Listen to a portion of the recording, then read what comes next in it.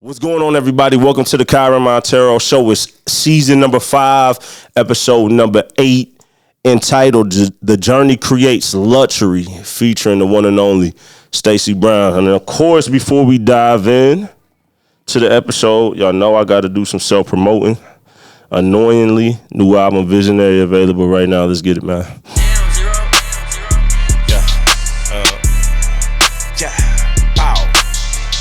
Make sure y'all go check out the podcast on all platforms, man. I'm in the field, I talk it like I live it. I can rap it cause it's real. Visionary mode executive, might strike a deal. Ain't got no time to waste, we tryna go run up some meals. I keep it real. You can tell them I'm in the field, I talk it like I live it. I can rap it cause it's real. Visionary mode executive, might strike a deal. Ain't got no time to waste, we tryna go run up some meals. Yes, sir. I keep it real, tell them I'm in my business. What's going on, everybody, man? I want to thank y'all for tuning in to the Kyren Monteiro Show, season number 5, episode number 8. We're entitling season number 5 Visionary Series, featuring a lot of different entrepreneurs and leaders who are visionaries, man. So round of applause for y'all tuning in. Make sure that y'all check the podcast out on platforms like Spotify, Apple, iHeartRadio, all the places where the audio podcasts are at. And then if you want to watch the video, check it out on Facebook and YouTube for the HD videos. Now, this young lady that we have sitting to my left, your right, depending on how you're seeing it, is somebody that I came across online, her and her business. And when I was looking for people to reach out to outside of my local region, I seen all of the stuff she was doing, and so I just took a leap of faith, and I just reached out, and she was cool, and she agreed, and as promised, she came in March of this 2026 year, and she's doing some amazing things. I had an opportunity, I believe back in January of 26, to come and visit their real estate office and just kind of like, you know, see their lifestyle and what they do, and they're doing some amazing things down there in the city of Indy. So I want to give a proper introduction. Joining us today is the powerhouse behind Prosperity Estates Co. She's a key figure at Keller Williams down in Indianapolis. She's not just a realtor. She's a specialized expert with some of the most respected designations in the field. She's a certified accredited buyer's representative, meaning she's an elite advocate for those navigating the purchase of a home. She also holds the price and strategy advisor certification, which makes her an absolute wizard when it comes to property valuation and the science of perfect price. But beyond the title, she's a mother, daughter, sister, loyal friend, and a homie of the show. Welcome to one and only Stacey Brown. Yay. Was that good enough? That was great. I appreciate that. Hey, man, Shannon Sharp be giving the best intro, so I'm trying to just outdo him. You know, just in case I get that big you right one day. there with him, neck and neck now. How you doing, man? I'm doing okay. How's the adjustment during this cold weather been? A lot of sickness. I can say that. It's been a lot of sickness. But other than that, I mean, it's been pretty solid. So how does that come in your household? Does that come from your daughters being sick, or is that just from you being around so many people? I think it's a mixture of both. It's a mixture of both. I mean, kids, they naturally, you know, have all types of germs, but for the most part, when I'm around a lot of people every day, so I just never know what's gonna happen on a day to day. My daughter will be 2 years old in July, and so for the first year of her life, we said that we wouldn't put her in daycare. Mm-hmm. So she was literally, she turned 1 last year, July 29th. And when my daughter started school, that first week, she started daycare. First day back, my daughter's day back, she started daycare. And since then, man, she's been sick. Yeah. Ear infection after ear infection. Yeah. And so, you know, her doctor was like, look, you got to let her go through it now to build her immune system up. So it's just been, and then it'll jump around. So it's, this winter it's been. I already know. Been like that. That's how it is with them. But they got some strong immune systems. My kids have strong immune systems. Hey man, that's what's happening, man. So like, we got a lot to dive in, man. I'm excited to unpack your story and get some great content out of that. So I know you for living in the city of Indianapolis. I don't know if you were born and raised there, but where were you born and raised? Tell us about how you came up, family dynamic, the origins of how you who you are as a person. So yeah, I actually was born and raised in Indianapolis. So that is my native city. That's what's happening. Shout out to Indy. Exactly. On the west side of Indy. We talking about like Hallville, Speedway. So it's kind of like in between Speedway and Avon a little bit. Okay. So the suburbs. Kinda a little bit. I was teetering off of like 10th and Lyndhurst, 10th and 16th. So technically, I guess you could say Speedway, but we weren't exactly in Speedway. Okay. But for the most part, born and raised out there. Went to Ben Davis. Okay. Graduated from Ben Davis. That's what's up. And for me, I mean, I love the West Side. I would go back out there if I want to eventually, but Indy is my city. I love my city. I know it like the back of my hand. I got family all over, so it's one of those things where it would be hard to leave if I ever decided to leave. So family wise, like, you're a little younger than me, but you're a 90s baby. So what did that look like growing up for you on the West Side? Like, so I was raised by a single mom. My mom, she did everything possible for me. Like, she was my backbone. I love that woman. Shout out to Miles. Yeah, she's amazing. She's still in my corner to this day. Always been super supportive. Make sure you send her the link when it drops. Oh, for sure. She's going to go crazy. Yeah. Let her know you made her famous. For sure. Her and my brother and my sister. Okay. We're very close. My dad too. He's amazing. He's a great guy. Really put a lot into me. Both of my parents, they did the best that they could. So, but my father was in Florida, but he still made his way. That's what's up. So. But that's pretty much my family. Of course, I have cousins and, different things like that. But it's really just my brother, my sister, my mom, my dad. That's what's up. We're really close like that. That's what's up, man. So with you, growing up west side of Indy, in that dynamic, are you the oldest of the three? Yeah. Oldest, okay. So I have two other siblings, but out of my mom's children, it's me, my sister, my brother, and I'm the oldest. And my brother's the middle child. Then it's my younger sister. Okay. And growing up in a major city, what mentality wise did that give you? Like a kind of like thick skin, growing up. Because, Indianapolis you got to have some thick skin to grow up in Indy. Yeah, you know what I mean? You do. It's a cutthroat city. It can be labeled that. It has its places where... It's not like Chicago cutthroat. No disrespect to Chicago. We love y'all. But Indy is in business and in the faith base in the church. It's serious. Yeah. You do have to have,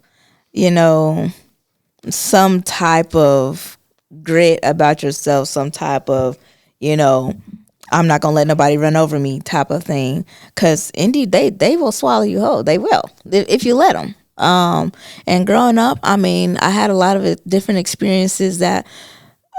Thank goodness that I have my family because we all protect each other. So it's one of those things where if somebody's messing with my brother or my sister, hey, I'm right there. Yeah. Or somebody saying something about me, they're right there for me. So with that dynamic, along with the type of friends that I had and stuff like that, I mean, I feel like it helped shape me to who I am today because growing up, I was very shy and reserved, and a lot of people don't see that now. Yeah, I don't. But growing up, I was very quiet. Didn't really say too much. I didn't let nobody really bully me, but I was a very quiet person. Yeah. Now, growing up, a little more bubbly, a little more outgoing, still slightly reserved, but indeed, it really gave me the building blocks of who I need to be and what I need to be in business. Okay. And just, as a mother, friend, all of that. So yeah, absolutely. And growing up, did you find yourself in church at all, or any kind of spiritual journey when you were younger at all? So growing up, yes. Growing up, I was Christian, still is Christian. There was a time in my life where I did take a break from it because of all the confusion that's always centered with religion when it comes to church and what's going on, with it.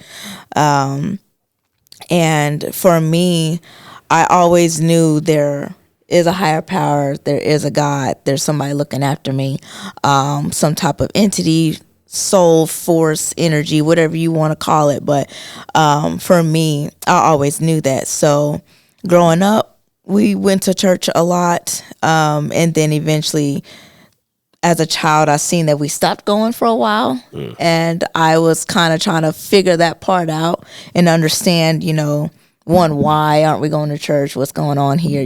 Just from going to church all the time to not going to church, and trying to understand, religion in a whole. And now as an adult, I go to church. So I take my girls, I go.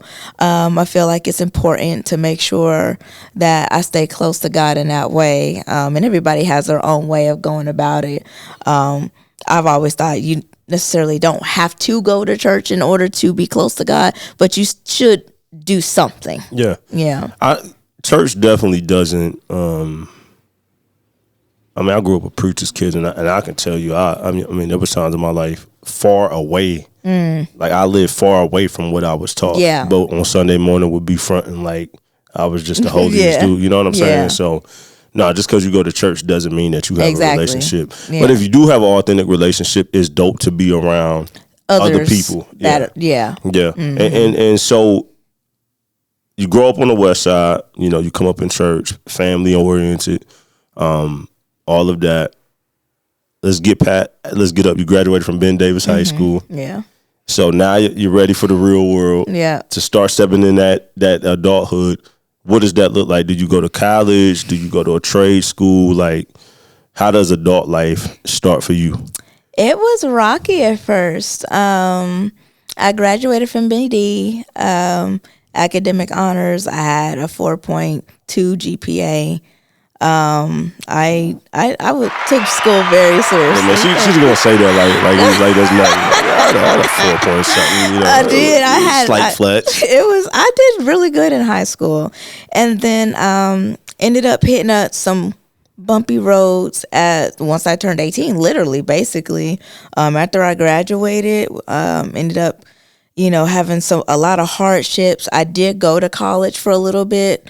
But because of the hardships that I had, it was really difficult for me to focus on school because I was going for business administration, and I still didn't know if I wanted to do that. I knew very young that I wanted to be in business. I got books and journals of me writing, hey, I'm going to be an entrepreneur. Blah, blah, blah.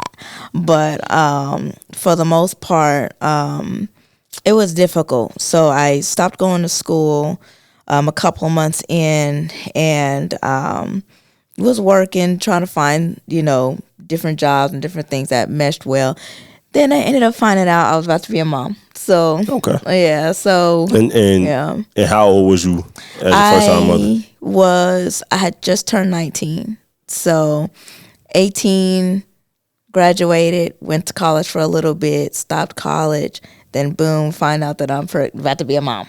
So that was a decision that I did not take lightly. I had to make sure it was something that I knew that I was ready for.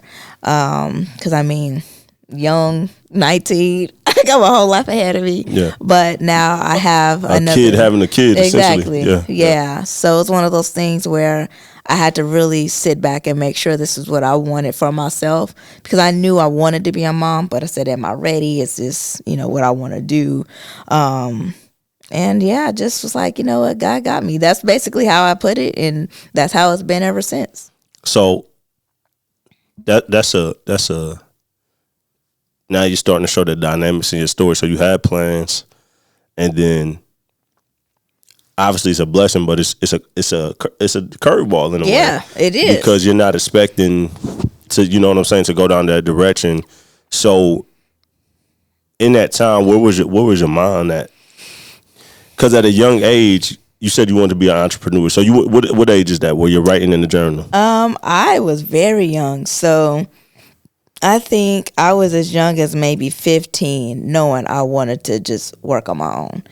I used to draw people's tattoos for them. I used to draw pictures for people. So I was already making like slight money on my own, doing my own thing since I was really young. And then once I got out of high school, I was trying to still figure out exactly what I wanted to do in business, but I knew I wanted to be in business. I just knew that I wanted to work for myself, whether that was being a full-time artist or a musician, you know, doing singing and music and stuff like that. Or I'm like, what else could I do with my life? What did I really want to do? So becoming a mom wasn't in my plans exactly right then and there, but I knew in me that I didn't have it in me to not give her life. Yeah. And obviously it's been rewarding because your daughters are in studio with you. Yeah. You know, right now. I was reading this book, an entrepreneurship book by Dr. Benjamin Hardy and Dan Sullivan. They wrote 3 books, 10X is Easier Than 2X, Who Not How, and The Gap in the Game. One of those books, they talked about how data shows where most entrepreneurs have that first inclination around 15. So, you know, I'm an artist. I come from the arts. So growing up as a drummer, rapper, all of that, at 15, I had that inclination. Like, I want to be in entrepreneurship some kind of way. So for you, and then being a mom and life going different, did it feel like that you were done, or was it like, no, I'm still make this happen? For a while, I did kind of give up a little bit because I poured everything into being a mom. Like, I knew that I felt like with kids, they're the next generation, and I just wanted to just pour into them. I wanted to make sure that what I bring into this world is perfect. Not perfect, but perfect to me. And that's why I still pour into them, but I also know that they're going to get older. I gotta work on myself. I gotta do something for myself. But I did for a period of time. There was a lot of variables that made me feel that I just couldn't achieve my dreams and stuff like that. But for the most part, I started kicking back into gear and was like, nah, I'm not going to just sit back and just let, you know, life do whatever it wants with me.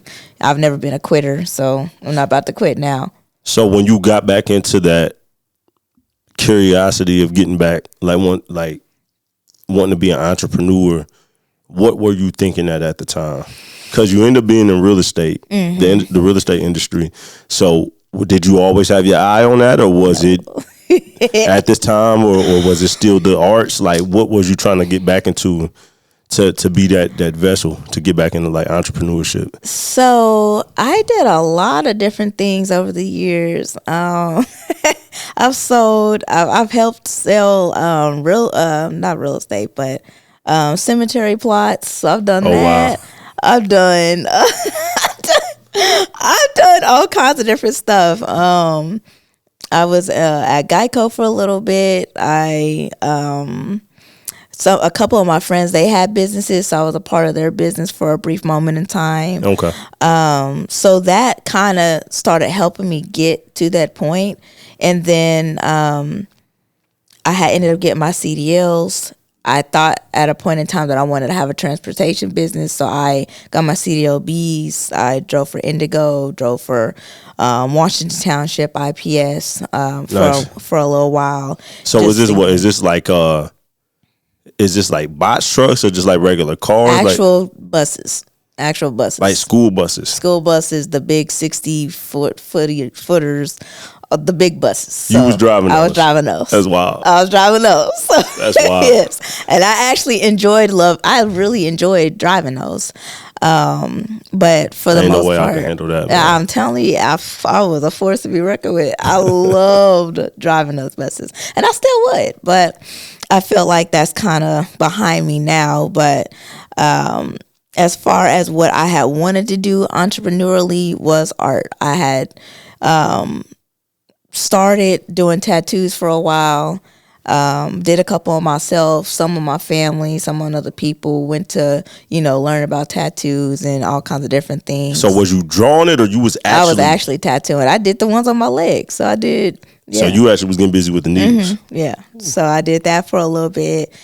And then I wanted to do more like murals and just all kinds of different stuff. So everything pretty much surrounding art was what I had wanted to do. And then I had started my face painting business mainly because of my oldest daughter, because I wanted her to, get familiar with people, because it was just me and her a lot of the times. Mm-hmm. And their dad was, out, working, making sure that he was paying the bills and stuff. So I said, I need to do something. So I started my face painting business, and that led me to, talking to different people.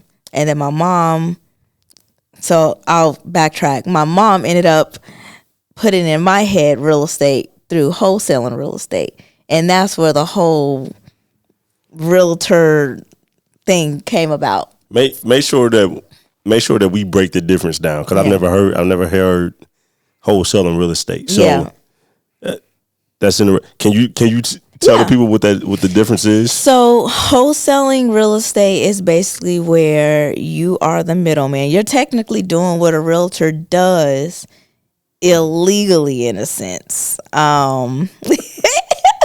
We'll say that.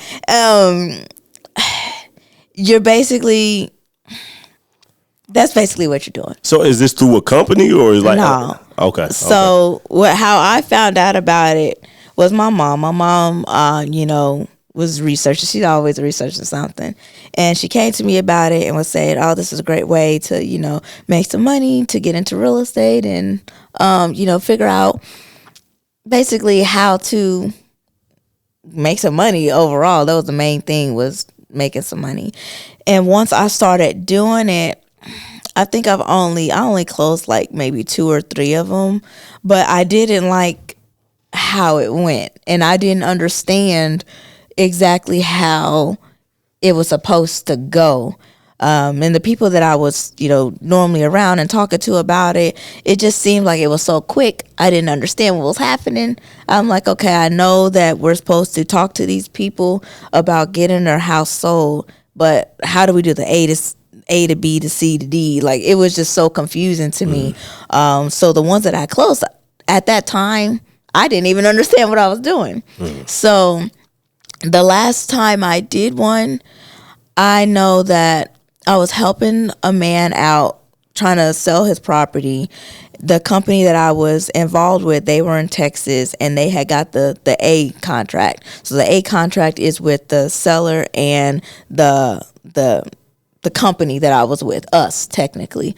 And then we had to find a B contract where we found an end buyer to buy that property, and we get the profits in the middle. So if we got that property under contract for $50,000, we had to find somebody, however much we ended up marking it up, depending on the equity in that property, say we could get $10,000 out of it, we had to find somebody that wanted to buy it for $60,000. So for the most part, it was taking a long time to get that property sold, and the guy. So y'all had to mark up to make up for the margins that y'all wanted. Yeah. Okay. Yeah. Okay. So it was one of those things where at the time, I was the boots on the ground here because they're in Texas. So I'm talking to the seller, and he's like, I don't understand why it's taking so long for them to buy my property, talking about our company. Because the way you spin it in wholesaling is, we're going to buy your property, give us 30 days. But they don't know that they're getting that property is getting assigned most of the time, and assigning it is finding the end buyer, basically what I do now as a realtor. I get that property under contract. I put it on the MLS. I'm marketing it to find, somebody to get this property, and then boom, selling it that way. What we were doing was marketing it up and taking away their equity, which is what I did not like, and I didn't want to go that route. Mm-hmm.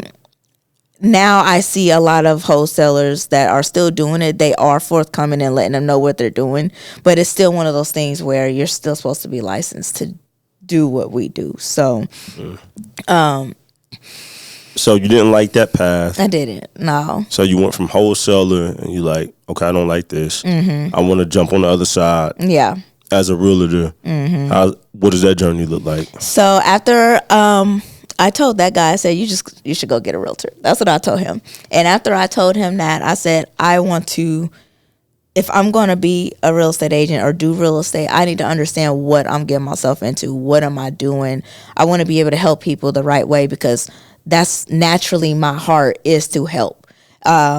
So I ended up, who was it? Another realtor that I'm friends with, his name's Patrick McNeil. He had, I'm trying to remember how we even got in contact. I can't remember, but he had introduced me to my first managing broker, Regina Jones, with Carpenter Realtors. And it was a hit or miss at first, because I ended up going to real estate school, and they introduce you to all kinds of other different brokerages that you can interview with.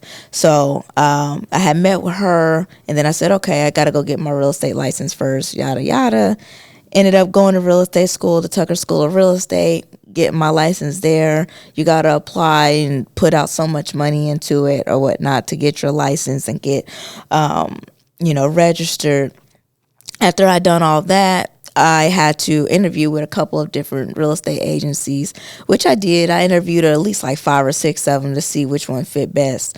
And at the time, since I was new and just jumping in head first, which I do not recommend, you got to make sure you have somebody saved up. You got to make sure you're good to go. Thank goodness my family is close, because they helped me out a whole lot.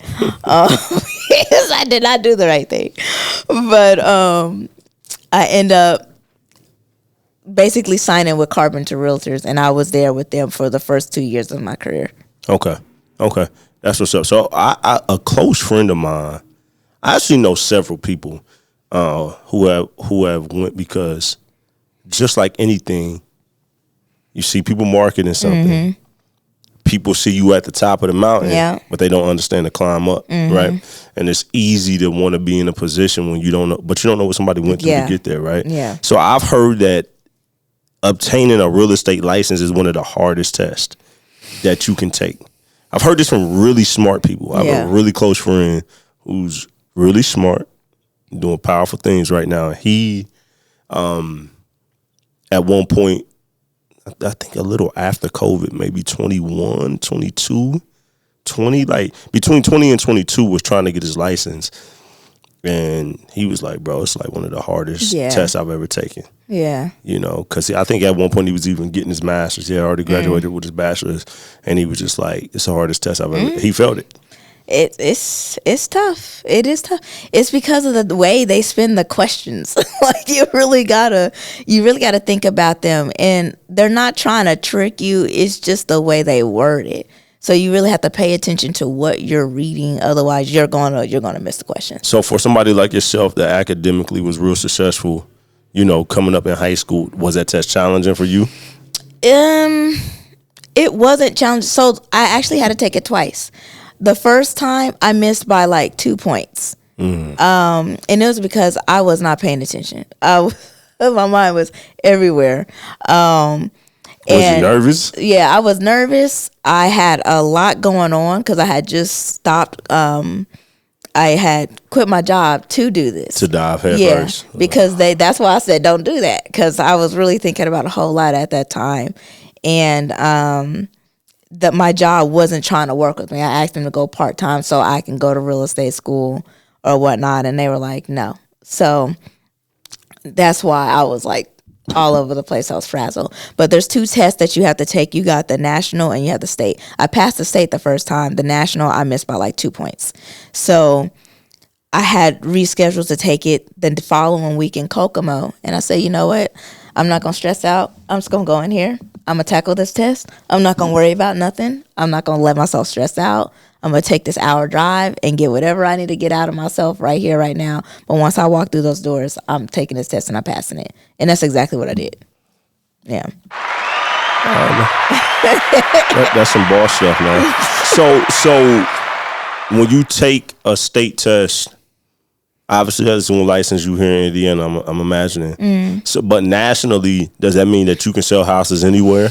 No. So as a realtor here in Indiana, I can sell anywhere in Indiana. But once you step outside of the Indianapolis or Indiana boundaries, you got to get your license in the other states. There are reciprocity states, but you'll have to still take some type of little quiz or something. It just depends on the state. Okay. So you essentially got to take tests all for every state. You got to take that many tests. Basically, some of them where like if you take some type of certification or a state or some type of test, you don't have to do all the other extra things that you got to do with the other states that don't have reciprocity. So Georgia is one of those reciprocity states, and I think Florida is too. There's a couple of different states that I've looked into that I'm like, okay, if I do this, all I got to do, I don't have to take the whole 90 hour or a whole 30 hour test and whatnot. I don't have to do all that extra stuff just to get my license there. That's one thing I love about certain industries like real estate, being a license, a barber. Like there's mandatory things that you have to do. Yeah. Like as an audio engineer, I've given so much like to get where I am, and like there's just people that just go buy equipment and like, oh yeah. I'm an audio engineer. Yeah. And it's just like I wish there was like certifications and more hoops that you had to jump through to do it. But I mean, it is what it is, man. So you get into real estate, you're working with a firm for, you say, your first 2 years. How do you get to where you're at now with Keller Williams? Because that's a huge company. Yeah. So my first 2 years was a lot of learning. It was a lot of learning. I jumped in head first. In real estate school, they don't teach you how to sell real estate, how to connect with people. It's really a skill that if you don't already have it naturally, you got to learn it. Because you're going to be dealing with people's problems, people's real life scenarios, real life things that's going on. And it's not about you when you are a realtor. It's not about the money. It's not about you. It's about them and what they got going on and how you're going to help them to get from A to Z. That's it. So my first 2 years was a lot of learning experience, and thankfully I did have some people in my corner that helped me, that seen something in me that they were like, hey, I really want to make sure we pour into you. We want to pour into you. And they did. They helped me with my listing presentations. They helped me with the contracts. If I needed help with understanding what this contract meant, they helped me with it. Like, it was a lot of things that they really took me under their wing, and I will always be grateful for them for that, because they didn't have to do that. Yeah.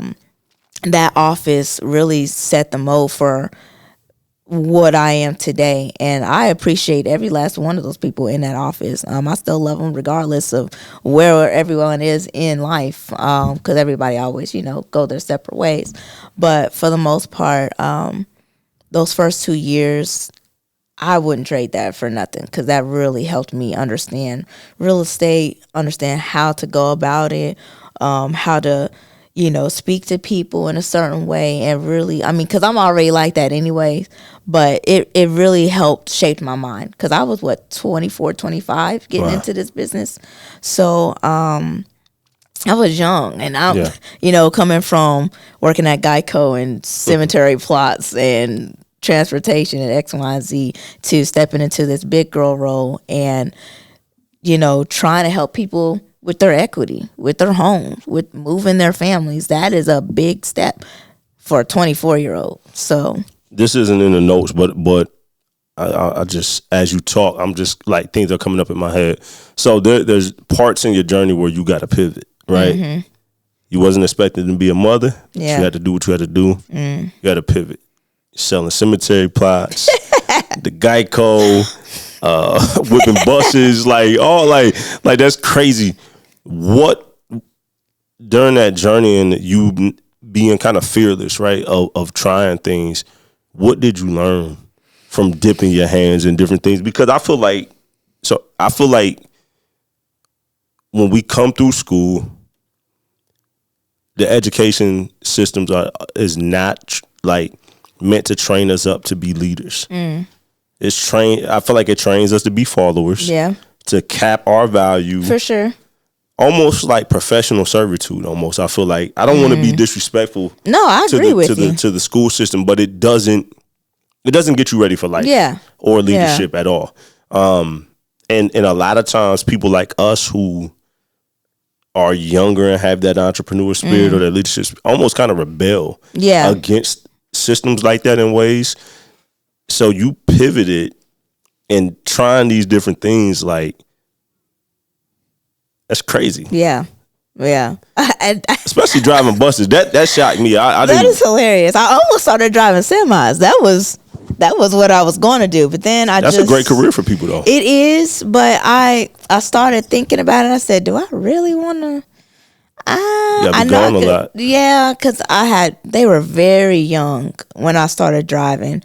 I think my youngest one, she won, I think she was 1 or something. So I was away from her a lot, and me being a full-time mom, that broke me. I couldn't keep doing that.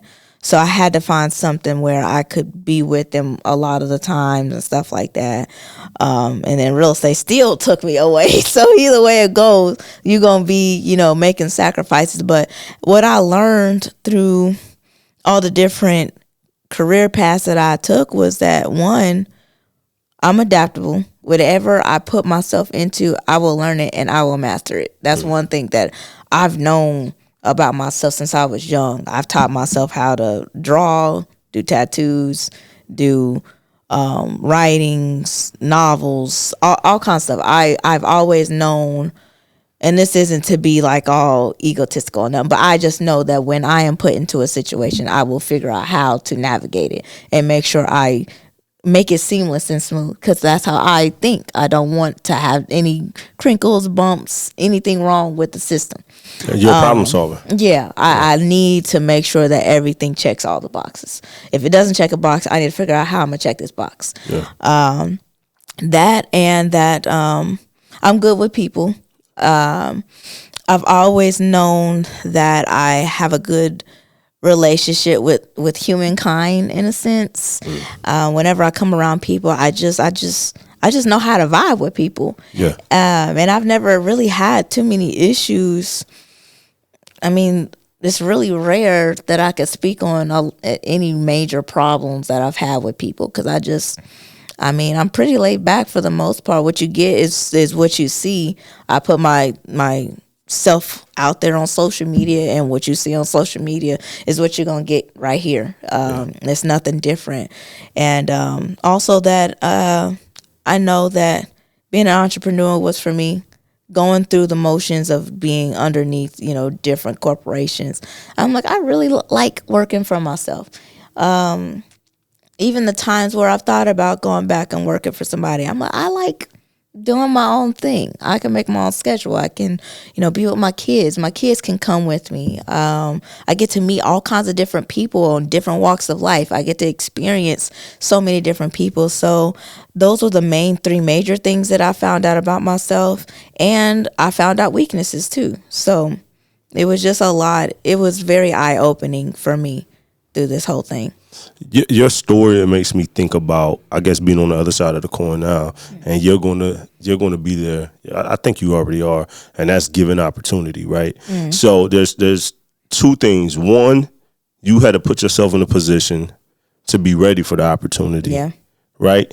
And then there's the other side where somebody had to give you a shot, right? That agency for the first 2 years, they gave you a shot, and that shot helped, birth technically the wholesale, but the professional lane, they gave you that shot. So like I think about our current marketing director for our agency, Media by Canvas, I've shared that story with you off camera. Like, we just started that last year, and it's been amazing growth. And I didn't want to do it. And our marketing director, his name is Daryl Hardy Jr. He's 26, graduated from Ball State. He's actually from the west side of Indy. Come on. So I have to connect y'all. Yeah. He's from Indy. Yes. We got connected because he works for employed by another organization here. And so he reached out for a podcast, and we ended up getting connected. And he applied for some agencies in Indianapolis. And they said, you have the skill, but you don't have the experience. Right? So at the end of 24, begged me. I don't want to say beg. That's disrespectful. But he definitely several times, hey, Kyren, you got me. We got a lead graphic designer. We got a team. Like, let's create an agency. Let's do it. Yeah. Like, you have the relationships and you have the resources in place and the skill set as a leader, as a CEO to make it happen. Right. Like, let's build this dream team. Right. I didn't want to do it. No, because I am stubborn. Okay. And when I have my head on something, like, I'm like, yo, I got my vision plan. I got this plan wrote out. I'm on this over here. Right. And so sometimes God and life will rock you a little bit and challenge you. And so this last year and 3 to 6 months has been the most learning that I've been as a full-time entrepreneur. I've been a full-time entrepreneur now almost 5 years. It'll be 5 years in April of this year. And yeah, so when I think about opportunities, now Daryl, since he's had that chance, he's been able to show off because the skill set was there. He just needed a platform to help launch that. And the boy ain't no joke. That's what I'm talking about. The boy bad, man. That's what I'm talking about. You know what I'm saying? And so, so for you, I guess from that side, how important is it for corporations and companies and people with the platforms to give people a shot? Because sometimes if you can see the skill set, but in Daryl's case, they're like, we want you to have so many years of experience. Well, he's fresh out of college. He's fresh out of Ball State. Right. So he's not going to, how does he have the experience already in corporate America, and he just graduated high school? Right. I'm glad they said no. Yeah. Because that was a blessing for our organization. So I'm glad they told him no. But if they didn't give you an opportunity, right, that wouldn't unlock your, you know what I'm saying, your real estate career. So how important is it for people with platforms to give people who deserve it an opportunity? It's really important. I mean, it's almost like I don't want to say a life or death thing, but it really is, because how are we ever going to grow? How are we ever going to know what we can, do with ourselves if we don't get that shot? And for me, really, all realtors, when we get into once we take this career path and we take on the designation of being a realtor, you really gotta be selfless. This is not an industry where you have to think about yourself. You have to think about others. And if that's not your heart, people gonna tell that, like, right off the bat. They're gonna know that, hey, she ain't it for the money. She don't care about me. She don't care about what I got going on. Now, unless it's an investor, most of the time they're kind of like, more number based. But when you're dealing with families and you're dealing with real life situations, you have to be selfless.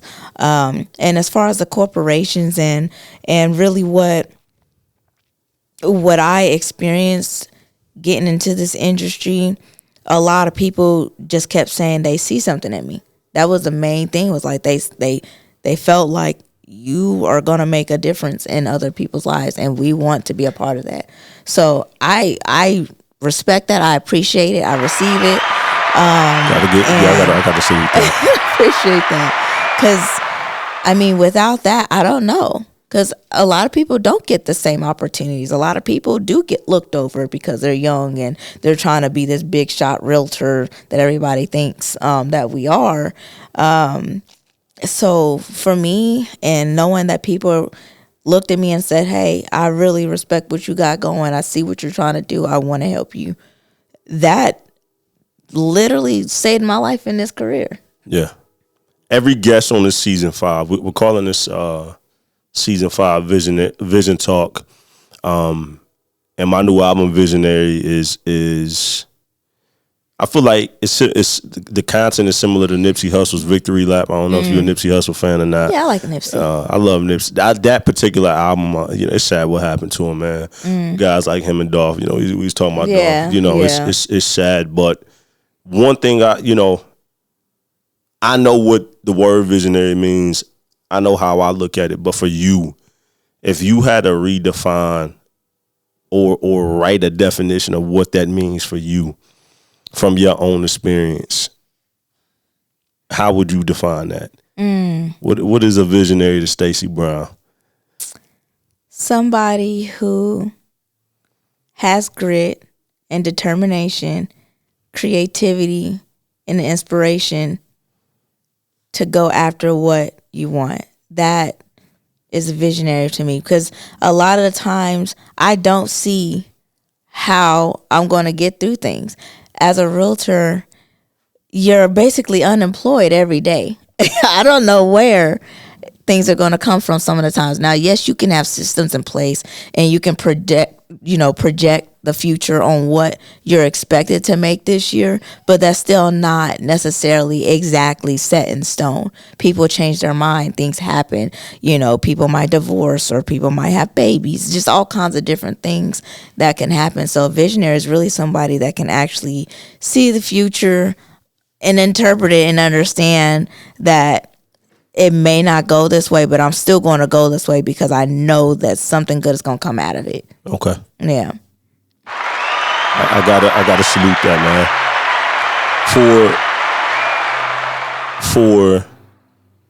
And this is all women, and I don't understand the struggles of being a woman because I'm not a woman, but especially for African American women. Did that camera shut off? You see a red light? No, it's still a white light, but that one okay. doesn't have a red light. It's your camera that shut off. It'll be all right. You leave it in there.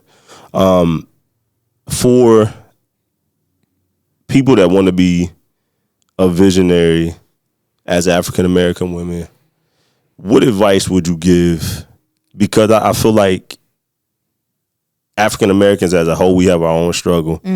But I feel like African American women definitely have a unique struggle that are different from men. And so how does what would you advise?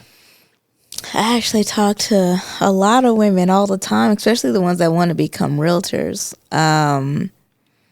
It's really one of the things. One, for me, it's really setting it up in your mind and getting your mindset straight to where this is what I want to do. Whether it's becoming a real estate agent, being a nail artist, being a IT expert, going to school for nursing, whatever you decide to do, you really have to make sure you get your mindset right. That's the biggest thing, because if you're constantly negative in a negative space and talking negative to yourself and surrounding yourself with negativity, then it's not going to work. You have to literally put yourself in that situation, in that season, to where I'm going to do this no matter what. I know there's going to be obstacles that come up. I know there's going to be things that I'm not going to be able to understand. I might have a situation where it's going to try to throw me off track. You have to see it through. That's just the main thing right there. The biggest thing is your mindset. It's making sure that you understand that you just get yourself to a point to where if I can get 1% better every day, I'm gonna make it. I'm gonna be okay. That's what's up, man. That's what's up. Being a single mom, not single mom, but being a mom and balancing, running a business, growing your business and your brand, still being there for your daughters. How do you balance that? So I time block. I had to learn how to manage my time, because otherwise everybody else would take my time. Ooh, that's good. Yeah, I really had to understand that. In my first 2 years, I forced myself to time block, because otherwise I would be for everybody else and there would be no Stacey. So time blocking and time management was my biggest and best decision for not only myself but for my daughters and my business, because it's no different than with lawyers and doctors and the whole nine. They have their schedule, they have their cutoff. I have to have my cutoff. I understand that I'm a realtor and I sell houses and I help people and all that good jazz, but I'm also still a human being. I still have, commitments to not only myself but to my next generation. So I had to time block and make sure that I communicate that with my clients up front so they can understand, how to work with me, how to navigate, because I'm not a 24/7 realtor. I tell that all the time. I will work as much as possible and do as much as I can from my clients. But once it's time for me to be with my kids, then I'm with my kids. Is there such thing as a 24/7 realtor? Yeah, there are some people that work 24/7. They will answer the phone no matter what time. I'm just not that realtor. So I had to put a boundary there. It's different if I didn't have any other obligations, but considering that I am a mom, I won't allow anybody to take my time away from my family. That's just one thing that I had to learn quickly. Otherwise, who knows what my kids will turn out to be. Wow.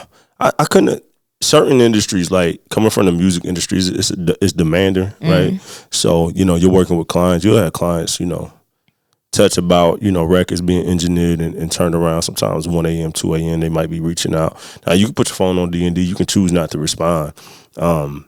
But in a real estate industry, that's crazy that people feel like they can just demand. Yeah, they do. They do. I've had people call me at crazy hours.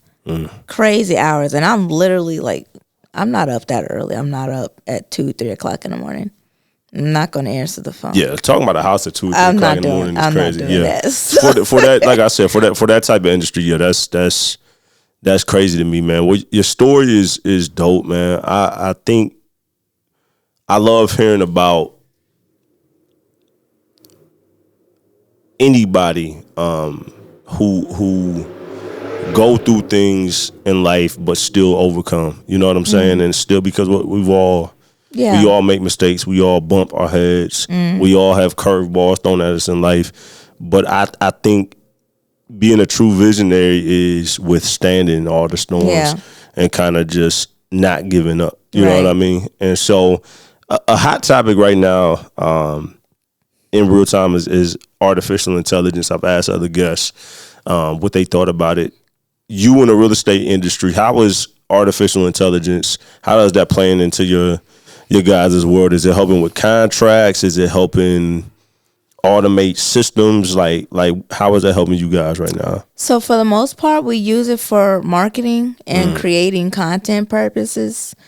We can ask it how to word certain things or whatnot, but I personally wouldn't let it do the realtor aspect of what I need to do.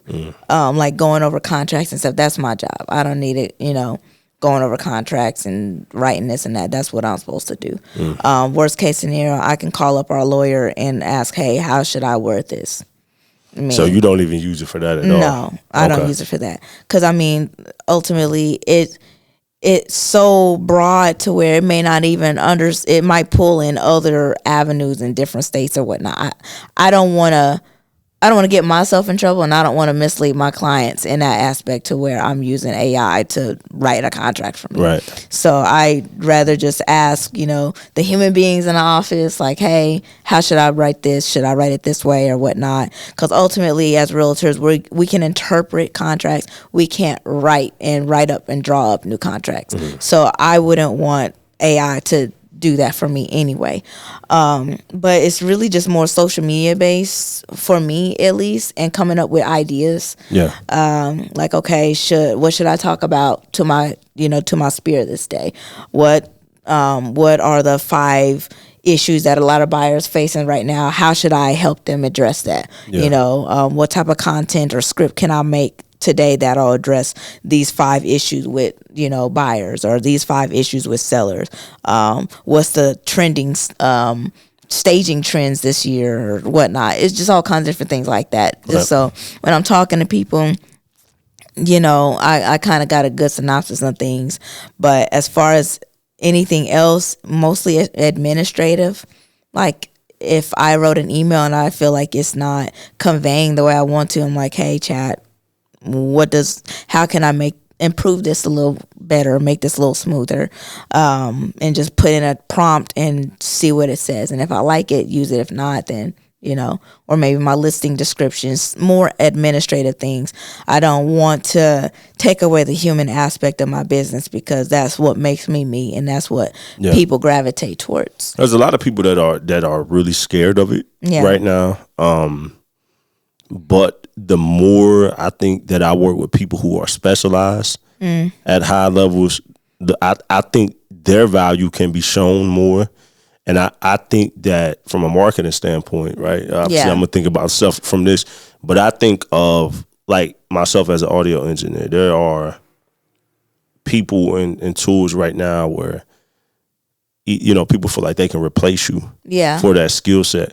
But it's a super deep skill set, right? Yeah. And AI is not going to replace me. Yeah. And the people who would try to replace me with AI may not be able to pay for those services anyways because it may be too high. You know what I mean? So I think that if human beings can focus on being the best and then using it as a tool to make them more efficient, you know what I mean? I think that's the way to go, especially in the arts. And you talked about, you being an artist, you told me your sister is an artist. I think in the arts, that's going to be one of the most rebellious places. Yeah, absolutely. And what's crazy is a lot of the young people who are about to graduate high school, in college right now, they don't like it. Yeah.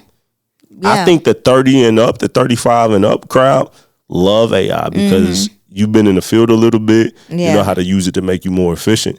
But at that age, they don't care too much about it. Well, you have no experience at that point. So you're learning, and you don't want to let AI teach you the journey. Right. You got to be able to go through the ropes yourself. So shockingly, they rebel against it. That surprises me. Yeah. Because I would think they would be like more hands-on with it. Yeah. Yeah. Because people try to paint younger people as being lazy, but they're rebelling against it. Yeah. Yeah, and they're finding all kinds of creative ways to make content and do things now. So they really don't need AI because they're so creative in different ways. Yeah. So it just depends. For, like you said, I'd rather use it to enhance my business, not to be all in my business.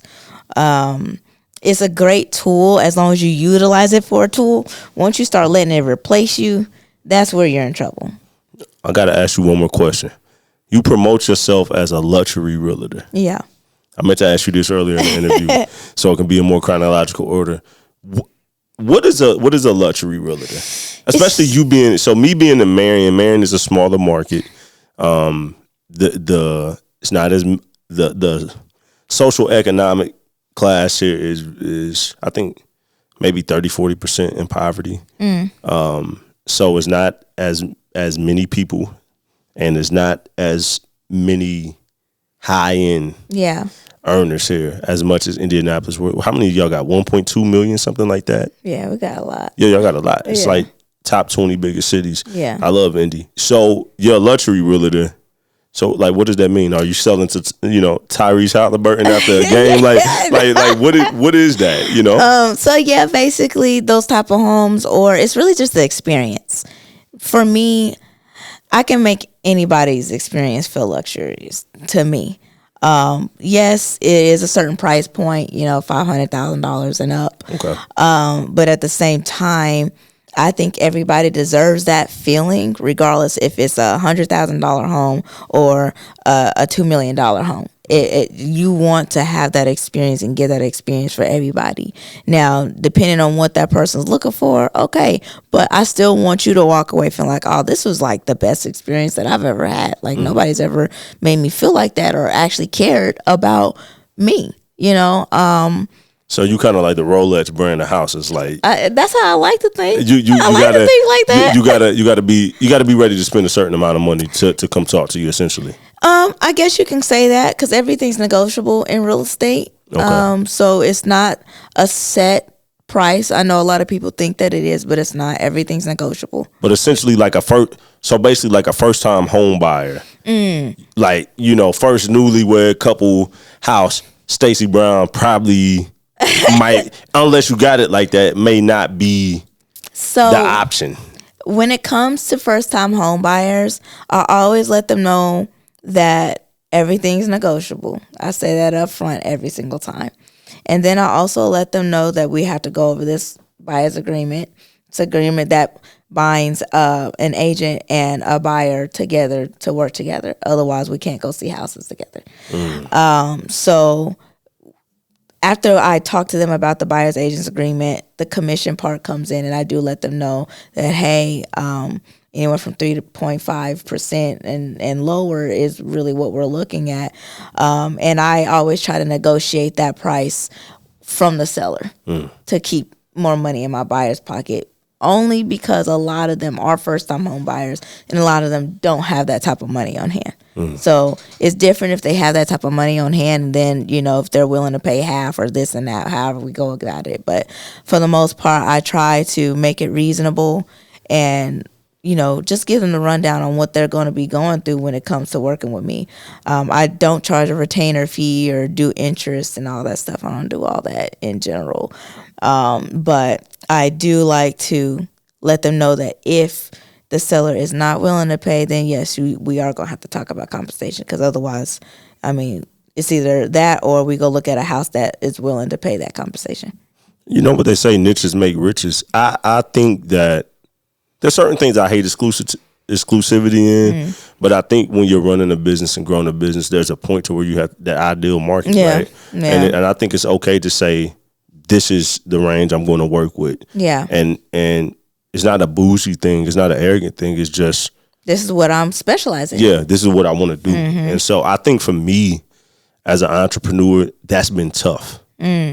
Especially as an audio engineer and when you're working with Black and Brown, mainly in the music industry, you know, as an artist, that term struggling artist is real for most people. So for me, I would deserve these super high rates, but I would find myself always giving discounts. Yeah. Just having a heart to, you know, like, even people that don't have the money still deserve quality for their art. But years of that wasn't good. Yeah, you gotta stand strong on your prices, because it's no different than with me. When I'm talking to people and my clients or whatnot, if they're just not ready to pay, then, I mean, I have to still run my business. I still have an overhead that I have to look at, and I have to make sure that it makes sense for me. Now, if I can give some type of a break, okay, but ultimately, I mean, it's not being mean to let them know, hey, you know, maybe we should, you know, hold off a bit, because otherwise you're going to sink too. Yeah. I mean, and then you're going to be operating at a scarcity, and you're going to be operating out of, you know, survival mode. And a lot of people can smell that on you. It's almost like, you know, they know that you're desperate, and they're going to prey on you for that. 100%. Yeah. 100%, man. Any last advice that you would give people watching and listening? Just go after your dreams, and don't let people, you know, make you feel like you can't do it. I had a lot of pushback when I decided to become a realtor. People are like, that's not a real job. That's not this. That's not that. You know, just all kinds of different stuff. You mean all kind of people make wealth off of being a realtor? Exactly. They say that's not a real job? Yes. Okay. Yes. I've heard it all, man. I've heard it. I've heard a lot of stuff. How am I doing it with 2 kids, and how am I doing it by myself, and this and that. Just all kinds of things. Just keep at it. Consistency always beats talent. So even if you feel like you're not good at something, if you learn the skills that are needed, you will win. That's what's up, man. Yeah. Consistency beats talent, man.